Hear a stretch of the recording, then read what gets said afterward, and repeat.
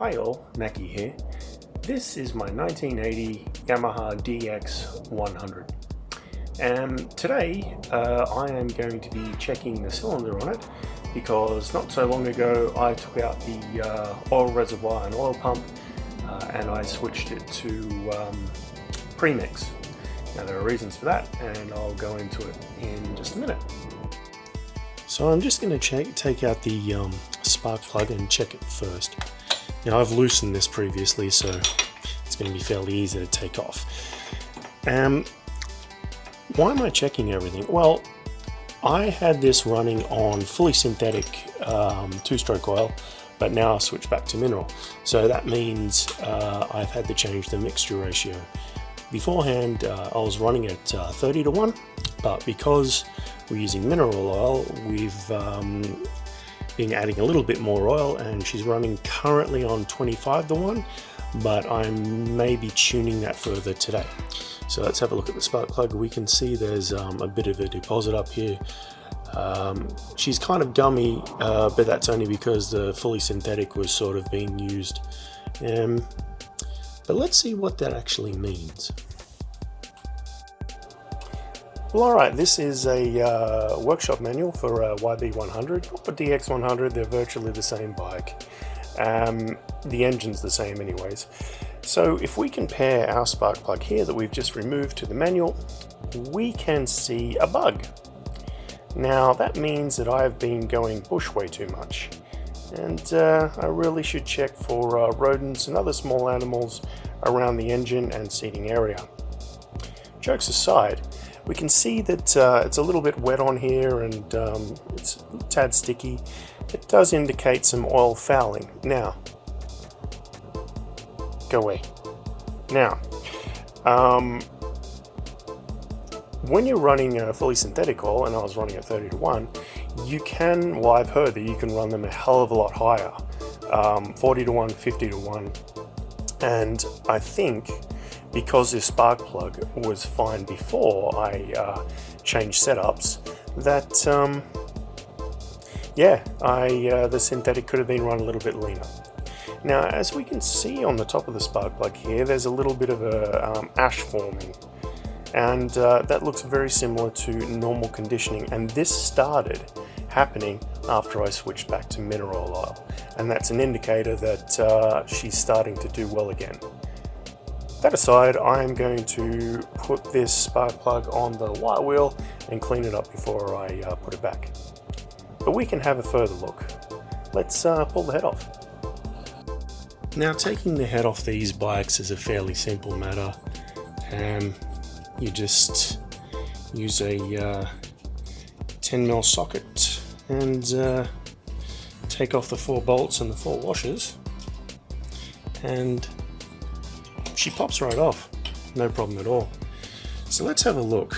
That doesn't look too bad under there.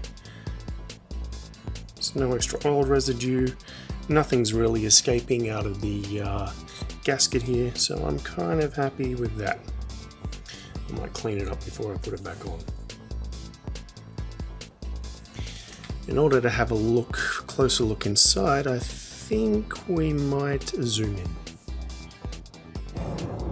Well, alright, we can see in here that there's the normal scratch marks of the last boring it had. It feels slick and there's a little bit of oil residue in there, which is good in my book. If we cycle the engine a bit, there we go, we can see that I might need to pull her apart eventually and clean down there the ports, because they look like they're gumming up a bit, to be honest. But that will be a job for later. Today we're just checking everything out here. Kind of happy with that. So I think that's what a healthy bore should look like. If anybody has a differing opinion and would like to comment on it, please feel free to comment, because I'd like all the advice I can get with this. Well, I'm fairly happy with that, and now it's time to put everything back together. That just goes straight back on, and then we can start to put these washers on.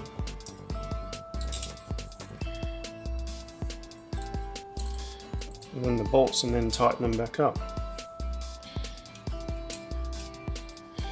I am slowly reconditioning this bike, but original parts are very difficult to come by. I did put a new carburetor in it at one stage, because the old one was getting a little old and it was experiencing bogging, so I decided just to get an entire new knockoff carburetor. But since then I've got a carby repair kit, so I can fix up my old carburetor and put it back in at any time. Since this new carburetor is doing exceptionally well, I'm probably not going to bother doing that.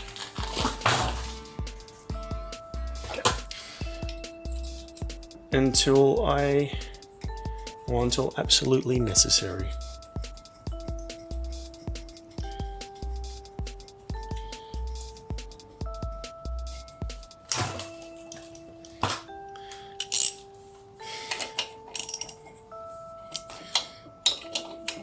Just going to nip them up first.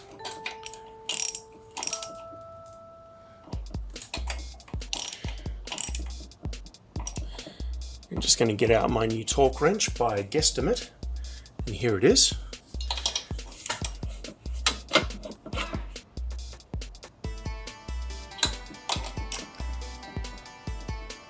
It doesn't really make clicking sounds, this torque wrench. It just kind of is tight enough when it feels right, and that's about it.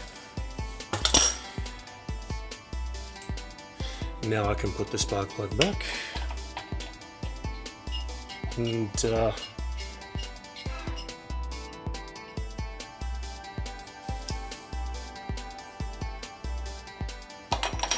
these things really are that easy. Don't have to put much on that either. It's an aluminium head, so I don't want to strip anything. And that's it. So, thanks for watching the video. I might make another one in the near future on some other aspect of this particular motorcycle. But until then, thank you very much for watching.